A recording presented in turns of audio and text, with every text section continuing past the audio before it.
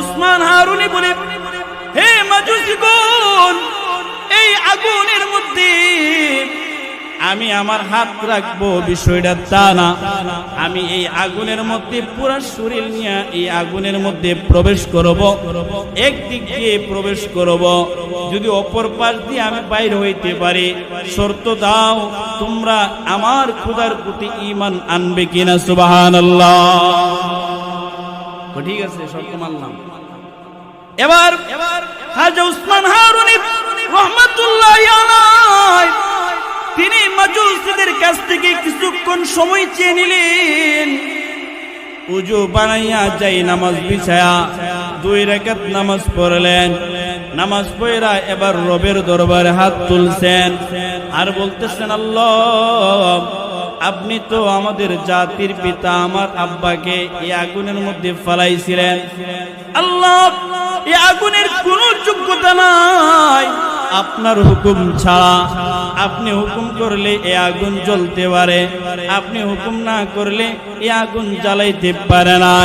আল্লাহ, আমাদের পিতা এই আগুনের মধ্যে পড়েছিল, 40 দিন এই আগুনের মধ্যে থেকেছে, একটা পশম আমাদের পিতার পড়ে নাই। আল্লাহ, আমি তো সেই পিতার একজন গর্বিত সন্তান। আল্লাহ, ওগো মালিক, আজকে ভারতবর্ষের মধ্যে আমি ইসলামকে প্রতিষ্ঠা করার জন্য এই আগুনের মধ্যে ঝাঁপ দিব। আল্লাহ, এই মুহূর্তে আমি যদি আগুনের মধ্যে পড়ে যাই, এই ভারতবর্ষের মানুষগুলো বেঈমান হয়ে যাবে, আল্লাহ ভোলা হয়ে যাবে। আল্লাহ, আপনি যদি এই জায়গার মধ্যে আমাকে বিজয়ী করে দেন, তাহলে মানুষগুলো হেদায়েতের আলো পাবে, মুসলমান হবে। আল্লাহ, তোমার কুদরতের কারিশমার কোনো অভাব নাই।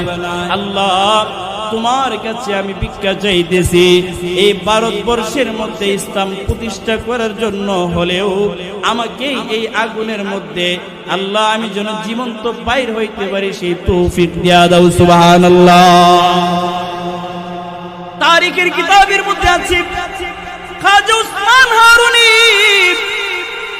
আল্লাহর নাম নিয়া এক হাতে তাসবিহ নিয়েছে আর এক হাতে নামাজের মুসল্লা নিয়েছে। নামাজের মুসল্লাটা শরীরের মধ্যে পেঁচায় নিছে, হাতের তাসবিহ নিয়া আগুনের গর্তের মধ্যে প্রবেশ করেছে।